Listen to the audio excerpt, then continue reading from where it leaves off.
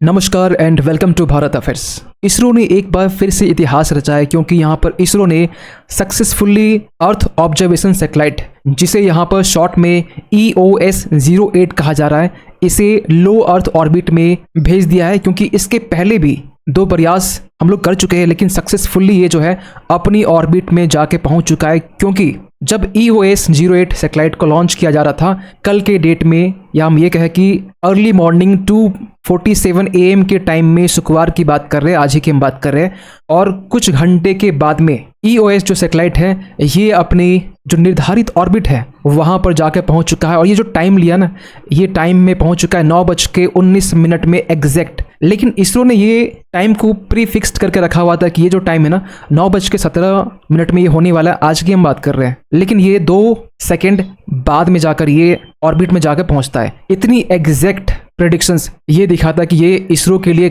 काफ़ी ज़्यादा ये बड़ी बात है। और आप यहाँ पर इसरो की तरफ से जो ट्वीट है यहाँ पर देख सकते हैं, इसरो ने साफ कल के डेट में ही रात के टाइम में 8:20 में ट्वीट कर दिया था कि हम लोग ये लॉन्च करने वाले हैं। एक्चुअली ये जो लॉन्च डेट था ना, ये 15 अगस्त था, 15 अगस्त था कल के डेट में होना था, लेकिन कुछ रीजन के कारण इसे लॉन्च किया गया 16 अगस्त को। और इस पर इसरो के चीफ सोमनाथ जी, इन्होंने यहाँ पर साफ ये कहा कि ISRO successfully launches EOS-08 satellite. और ये बोलने के बाद में इसरो के चीफ ने ये भी कहा कि ये कोई आम सैटेलाइट नहीं है, ये एक बेबी रॉकेट है, एक छोटा रॉकेट है, जिस पर हम आगे डिटेल से बात करेंगे कि ये सैटेलाइट के बारे में, इवन कि इनके जो पेलोड्स है इसके बारे में बात करेंगे। इसके बाद में ये भी हम बात करेंगे कि इसरो अपकमिंग प्रोजेक्ट के लिए कौन कौन से स्टेप्स अभी ले रहा है। क्योंकि यहाँ पे इसरो के चीफ ने साफ ये कहा कि ये जो EOS-08 है ये इंडिया के फ्यूचर के लिए, खासकर स्पेस की हम बात करें, ये एक बहुत बड़ा एक इम्पॉर्टेंट रोल प्ले करने वाला है। और हैरानी की बात ये है ना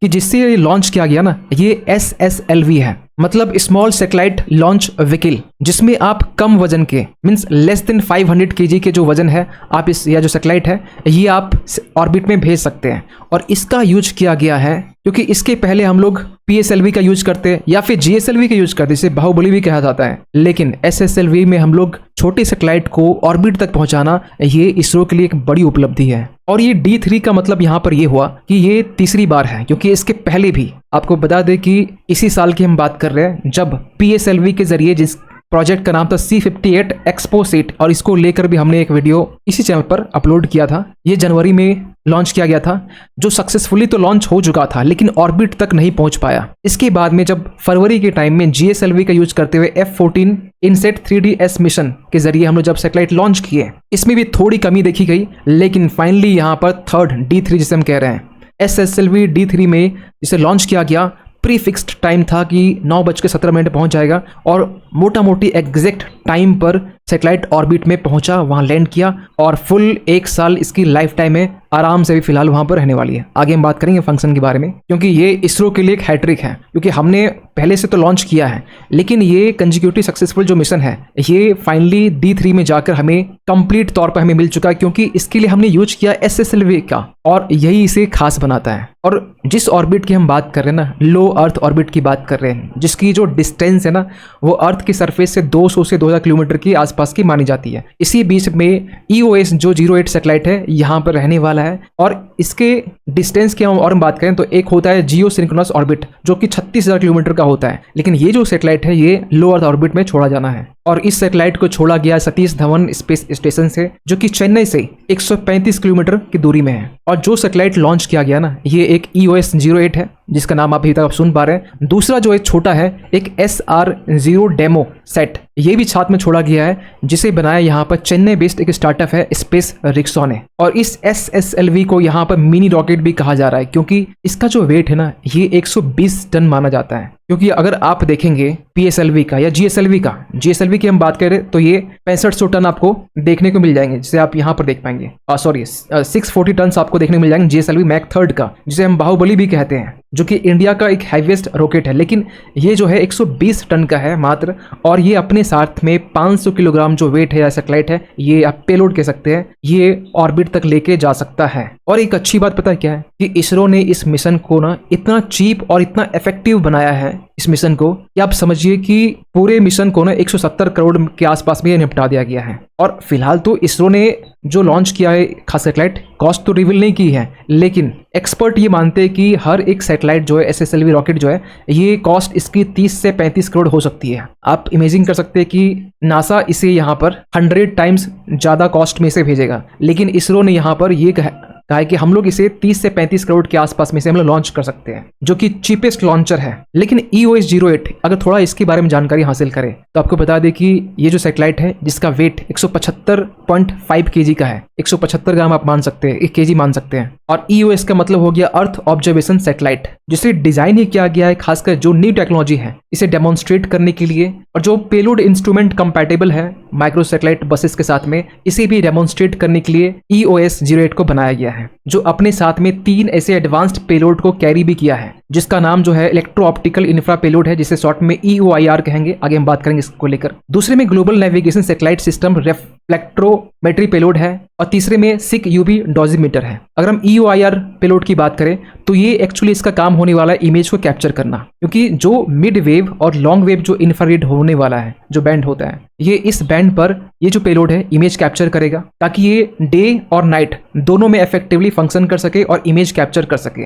आपको बता दें कि मिड वेव, इंफ्रारेड और या लॉन्ग वेव क्या होता है। ये एक टाइप का लाइट ही है जिसे आप अपनी रंगी आंखों से नहीं देख सकते हैं, लेकिन आप फील कर सकते हैं उस हीट को। और खासकर सैटेलाइट ऐसे जो इंफ्रारेड है इसे यूज करते हैं अर्थ की स्टडी के लिए और ऑब्जर्व करने के लिए। वहीं GNSS-R पेलोड की बात करें, जो दूसरा पेलोड है, जो रिमोट सेंसिंग कैपेबिलिटीज को डेमोन्स्ट्रेट करने वाला है ओशियन सरफेस विंड एनालिसिस के लिए और सॉइल मॉइस्चर के असेसमेंट के लिए। वहीं तीसरा जो पेलोड है सिक UV डोजिमीटर, जो UV इरेडियंस को मॉनिटर करेगा। आपको पहले बता दें UV इरेडियंस होता क्या है। ये बात आप सभी को पता है कि जो सन है, सन से बहुत सारे रेज निकलते हैं, उनमें से एक जो रेज है ये है अल्ट्रा वायलेट रेज। अगर अल्ट्रा वायलेट रेज अगर निकल रही है तो एक एरिया में अगर हम लेते हैं और उस एरिया में कितना अल्ट्रा वायलेट लाइट जो पड़ रही है, इसे मेजर करना ही UV इरेडियंस कहा जाता है। तो ये जो काम है ये करने वाला सिक UV डोजिमीटर, जो एक अलार्म सेंसर की तरह काम करेगा। जब भी गामा रेडिएशन डिटेक्ट ये करेगा तो ये एक अलार्म सेंसर के जरिए ये इंडिकेट करेगा। लेकिन सबसे बड़ा सवाल निकलता है कि ये इंडिया के लिए, इंडिया के फ्यूचर के लिए, इंडिया के स्पेस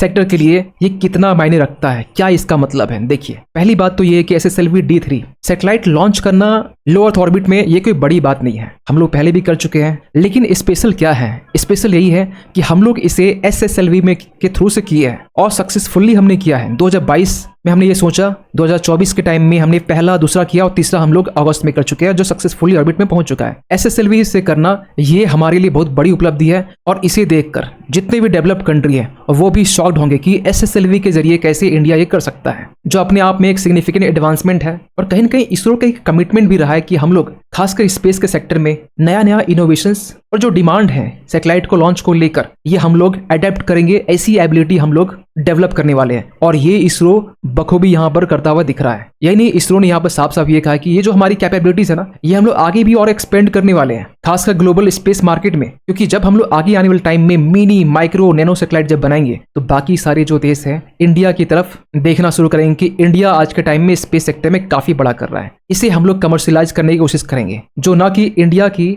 स्पेस कैपेबिलिटीज को इनहेंस करेगा, बल्कि इंडिया का खासकर जो पोजीशन है इंटरनेशनल स्पेस कम्युनिटी में ये भी स्ट्रेंथ करेगा। वहीं अगर हम बात करें इसरो के अपकमिंग मिशन के बारे में, तो आपको पहले बता दें कि इसरो आगे आने वाले टाइम में ना नासा इसरो सार, जिसे आप शॉर्ट में जानते हो निसार के नाम पे, जिसे इसरो नासा के साथ कोलैबोरेट करके ये मिशन को डेवलप कर रहा है। इस मिशन के जरिए जो सैटेलाइट छोड़ी जाएगी ये भी लो अर्थ ऑर्बिट में ही छोड़ी जाएगी। और इसके अलावा यहाँ पर इसरो जो है गगनयान पर भी काम कर रहा है, जिसको लेकर ये भी कहा जा रहा है कि इसके जरिए इसरो ऐसे 3 क्रू मेंबर को स्पेस में छोड़ने वाला है, ह्यूमन स्पेस फ्लाइट होने वाला है, जो 400 किलोमीटर के ऑर्बिट में जाकर ये पूरा 3 दिन का मिशन होने वाला है। और 3 दिन के मिशन के बाद में वो तीनों क्रू वापस इंडिया भी आने वाले हैं। इस पर भी इसरो काम कर रहा है। यह अलग बात है कि इसको लेकर कोई डेट डिसाइड नहीं किया गया है, फिलहाल अभी इसको लेकर किसी तरह का अनाउंसमेंट सामने नहीं है, क्योंकि इसी हम मंथ की बात करें अगस्त के टाइम में, जब इंडिया की तरफ से शुभांशु शुक्ला, जो कि इंटरनेशनल स्पेस स्टेशन के लिए नाम रिकमेंड किया गया था इंडिया US मिशन के लिए,